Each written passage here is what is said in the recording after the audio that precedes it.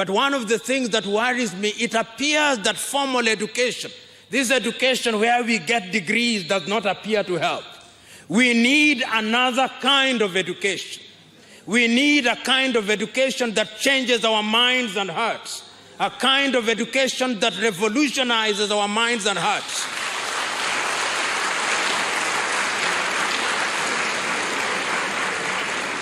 It is only that other kind of education that is going to change us. And that kind of education is the kind of education that I think Kwame Nkrumah was talking about.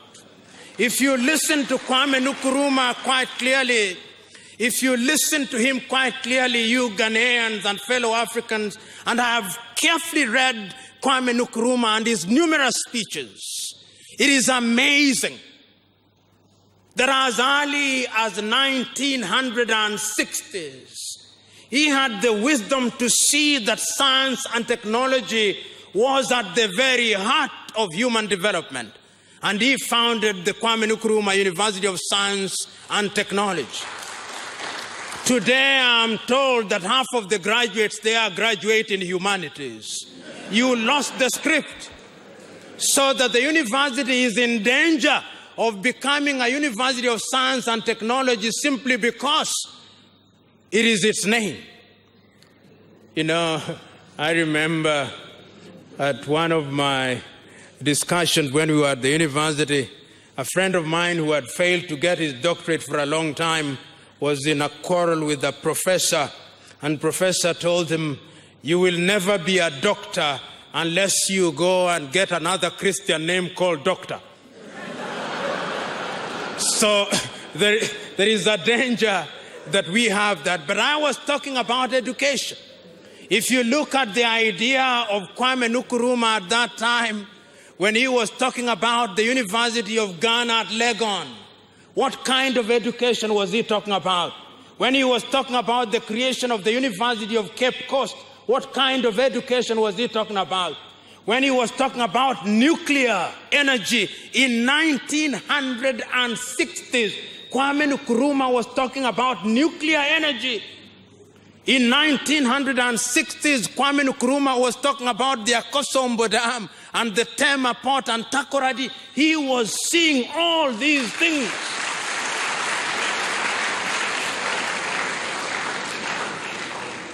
1957 to 1966, only 9 years. You imagine, because I believe Kwame Nkrumah would not have died in 1972. Had he remained the president, he would not have died.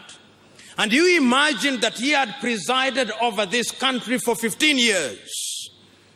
You imagine, just imagine to yourself with the kind of ideas that he had. And if he was presiding, he was also, because Nkrumah was contagious. He was afflicting other African leaders with different ideas. What was happening in Ghana would have happened in Guinea. What was happening in Guinea would have happened in Senegal. It would have happened across Africa, and African politics would be totally different. These little 54 countries, which are not viable anyway, would simply have been states in a united Africa. Intra-African trade would be something else. We'll talk about that at a different stage.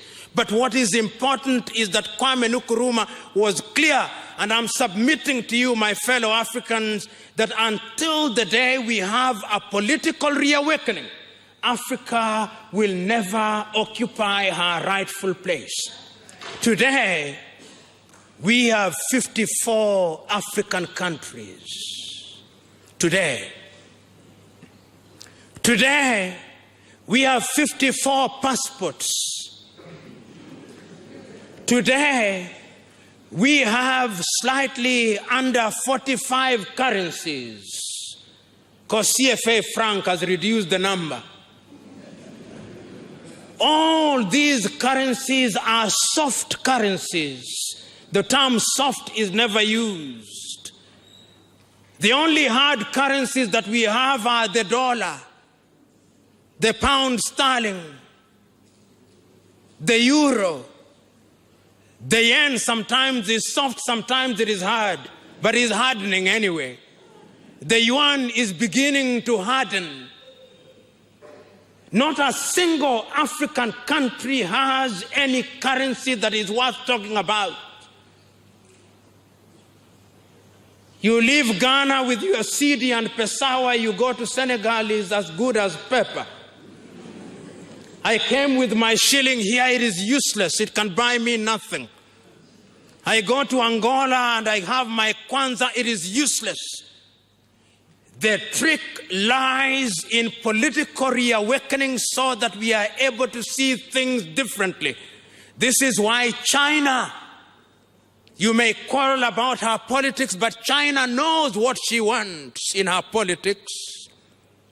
That is why China is capable of assembling Africans, heads of states in Beijing, and they all rush there.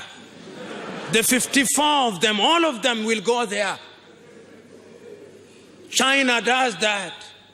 If today the President of the United States of America wanted to assemble African leaders, he only had to do this, and they will all rush to Washington. Last month, the Chinese Prime Minister assembled 35 African heads of states in Nairobi, Kenya, and they all went there. Because we are political lightweights. We have no presence in the Security Council of the United Nations. We have no presence. When there is a meeting of the G8, occasionally they invite one or two African leaders just as a way of humoring them. And they are kept mostly in some waiting room. When the real issues are being discussed, they'll never be there. Then they are invited when there is a photo opportunity. And if you look very keenly, they'll stand at the back. The real leaders stand in front.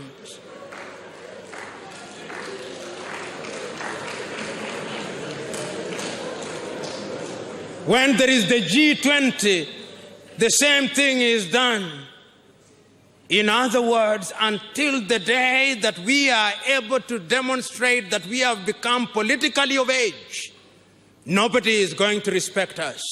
And that is why this afternoon, this evening, I've started my series of lectures where I think I ought to have started by talking about what Kwame said, "Seek ye first the political kingdom, and the rest shall be given unto you." Kwame was so clear in saying so. Kwame was so clear in saying that we should neither look east nor west, we should look forward. And he was clear that until the day that we are united, we are not going to achieve anything. And speaking in 1964 in Cairo, he said, Africa is such a geographically unified continent. If only she could find political unity and political clarity, this continent will be a great continent. Our people will be a people that are respected. Our people will be a people that will realize their potential. Our politics will be the politics that will help Africa and help Africans and make Africa to be a continent and a people that are respected in the world. Kwame Nkrumah was right. Kwame Nkrumah is right. Kwame Nkrumah will always be right. But do we have the spirit of Kwame Nkrumah? This is what we must imbue ourselves with. We must honor Kwame Nkrumah by doing the things that he talked about, because he must have been born 50 years ahead of his time. But now, 50 years later, we should be able to see what Kwame stood for. Let us wake up that we may realize our potential. One can say that the entire African continent now enjoys flag independence of one kind over another. And I'm deliberate in saying it is flag independence, because when one examines independence in all its splendor, the debate must still remain as to whether African countries are truly independent. So today, having laid the foundation and having made the recognition that Africa needs to reorient our politics in order to attain true independence, we are on a firm ground to ask ourselves what indeed is the state of the African economy. Today, conservatively, we are in a continent that has a population of slightly over 1.1 billion inhabitants. We have a continent whose gross domestic product combined is slightly in excess of 3.4 trillion United States dollars. We have a continent which on average has a per capita income of slightly over 1,000 United States dollars.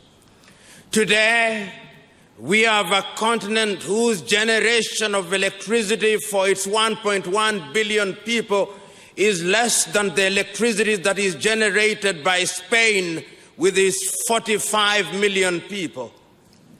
Today, we have a continent that is traversed by some of the longest rivers in the world: the Nile, the Congo,